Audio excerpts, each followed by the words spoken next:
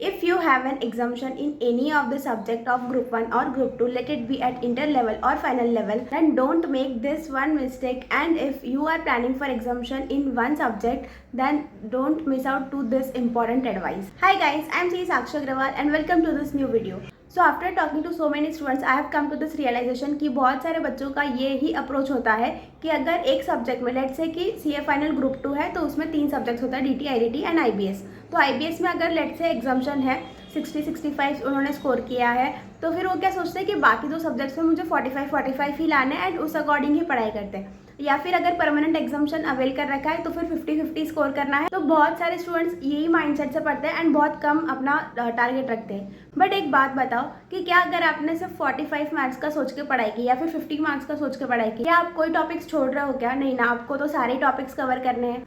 ऐसा तो है नहीं कि 40-45 मार्क्स का सोच रहे हो तो फिर आप सिर्फ सिलेक्टिव स्टडी कर रहे हो, सिर्फ 4 चैप्टर्स कर रहे हो अगर 10 चैप्टर्स है तो। जब पूरा सब्जेक्ट ही स्टडी कर रहे हैं तो फिर क्यों हम टारगेट इतना कम रख रहे हैं कि 45-50 ही लाने हैं? क्यों हम एग्जाम्शन नहीं ला सकते? क्यों हम 70 स्कोर नहीं कर सकते? थोड़ा सा अपना टारगेट बड़ा रखो। बिकॉज क्या होता है कि हम सोचते हैं कि 150 लाना है तो फिर वो हम 140, 135, 145 इस रेंज में कहीं ना कहीं फॉल होते हैं। कितने स्टूडेंट्स हैं जो 148 पे आके अटकते हैं टोटल में? तो वो चीज़ नहीं होनी चाहिए। आप टारगेट ही सारे सब्जेक्ट्स का एग्जाम्शन का रखो कि ठीक है, अगर मुझे एक सब्जेक्ट में एग्जाम्शन आ गया है तो ये बहुत अच्छी बात है कि मुझे अभी बाकी सब्जेक्ट्स में कम स्कोर करना है। बट अपनी स्टडी के टाइम पे ये माइंडसेट से मत पढ़ो कि मुझे सिर्फ 45 ही स्कोर करना है।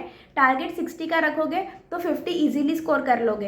पहले से ही क्यों हम टारगेट कम रखें, जबकि पढ़ाई तो हम पूरा ही कर रहे हैं, पूरा टाइम ही स्टडी करना है। ऐसे तो नहीं है कि आपके नंबर ऑफ आवर्स कम हो गए, नंबर ऑफ डेज कम हो गए, आप स्टडी तो उतना ही कर रहे हो। तो फिर क्यों हम 60-70 का टारगेट नहीं रख रहे हैं? लेट्स से कि आप सी फाइनल का ग्रुप 1 दे रहे हो एंड एफआर के लिए आपने एग्जाम्शन ट्राई कर रहे हो, या फिर एफआर एएफएम के लिए आप एग्जाम्शन ट्राई कर रहे हो एंड फिर ऑडिट में हम क्या सोचते हैं कि ठीक है ऑडिट में तो 40 आ गए तो भी चलेगा, और फिर वो 40 भी नहीं आ पाते, दूसरे 2 सब्जेक्ट्स में एग्जाम्शन आ जाता है या फिर अच्छा स्कोर आ जाता है, अबव 50 तो आ ही जाता है, लेकिन ऑडिट में फिर हम कहीं ना कहीं अटकते हैं। या तो आपने खुद ये चीज़ कभी एक्सपीरियंस की होगी या तो फिर आपने मार्कशीट देखी होगी बहुत सारे स्टूडेंट्स की।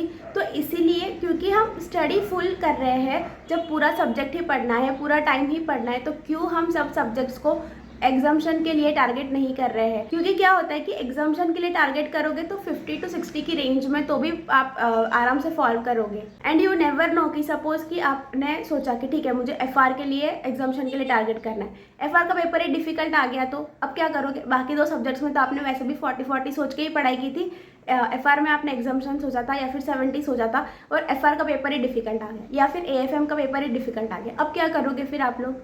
इसीलिए बिकॉज हम स्टडी पूरा कर रहे हैं तो फिर टारगेट भी एग्जाम्शन का रखो सारे सब्जेक्ट्स में। ठीक है ऑडिट आपको थोड़ा सा डिफिकल्ट जाता है या फिर कोई और सब्जेक्ट आपको थोड़ा सा डिफिकल्ट जाता है तो भी पढ़ तो पूरा ही रहे हैं ना हम, तो फिर क्यों हम कम टारगेट रखें?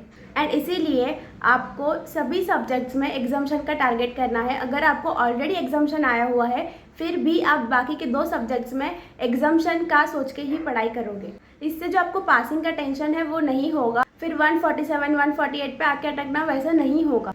एंड अगर आपको किसी भी सब्जेक्ट में हेल्प चाहिए तो फिर आप मेरा यूट्यूब वीडियो देख सकते हो, हर सब्जेक्ट की स्ट्रैटेजी ऑलरेडी अपलोडेड है। या फिर आपको कुछ पर्सनल गाइडेंस चाहिए तो फिर आप मेरे मेंटरशिप प्रोग्राम के लिए 1-to-1 काउंसलिंग सेशन के लिए जा सकते हो। बट मेक श्योर करो कि इस बार आपको सभी सब्जेक्ट्स में एग्जाम्शन का ही टारगेट रखना है। एंड बहुत सारे स्टूडेंट्स अब ये सोच सकते हैं कि पिछली बार तो हमारे 30 भी नहीं आ पाए थे तो इस बार हम 60 का कैसे सोचेंगे? तो देखो आपके अगर पिछली बार 30 आए थे तो क्या इस बार आपने सिर्फ आधी पढ़ाई की? नहीं ना, पढ़ाई तो आप पूरा ही कर रहे हो, फिर से स्टार्टिंग से स्क्रैच से पढ़ाई कर रहे हो, 0 से स्टार्ट कर रहे हो, तो फिर क्यों एग्जाम्शन नहीं आ सकता? ठीक है लास्ट टाइम जो भी हो गया वो छोड़ के अगर आप इस बार स्टार्टिंग से पढ़ना स्टार्ट कर रहे हो, जब आप स्टार्टिंग से पूरा पढ़ ही रहे हो तो फिर क्यों इस बार 60 नहीं आ सकते? क्यों खुद को जज कर रहे हो लास्ट टाइम के मार्क्स के बेसिस पे? ठीक है तब आपका वो सब्जेक्ट ठीक से नहीं हो पाया था या फिर जो भी प्रॉब्लम आपने फेस की थी, बट इस बार तो आप वो चीज़ रेक्टिफाई कर रहे हो ना, तो फिर क्यों एग्जाम्शन नहीं आ सकता उस सब्जेक्ट में? डेफिनेटली यू कैन सिक्योर, बस अपना टारगेट थोड़ा सा बड़ा रखो। ऐसा नहीं है कि पिछली बार नहीं आएगा तो अभी भी नहीं आएगा। बहुत सारे स्टूडेंट्स का आपने देखा होगा कि वो 25-30 से सीधा जंप करते हैं, 60-70-80 मार्क्स पर जंप करते हैं। तो क्या उन स्टूडेंट्स ने ऐसा सोचा कि पिछली बार मेरे इतने कम आए थे तो इस बार भी मेरे सिर्फ मैं पासिंग का ही सोच कर पढ़ाई करती हूँ? नहीं ना, टारगेट बड़ा रखो थोड़ा।